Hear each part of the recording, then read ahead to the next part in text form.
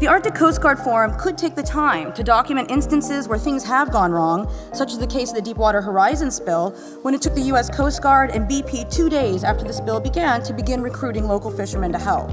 We can also learn from the September 2010 incident when the MV Clipper Adventure ran aground and passengers ended up coming up on shore in Kuglatuk, which is an Inuit hamlet on the Northwest Passage, and the local challenges that instance created. The Arctic Coast Guard Forum could also take stock of what practices are in place and the gaps that remain, as we've been discussing a little bit already.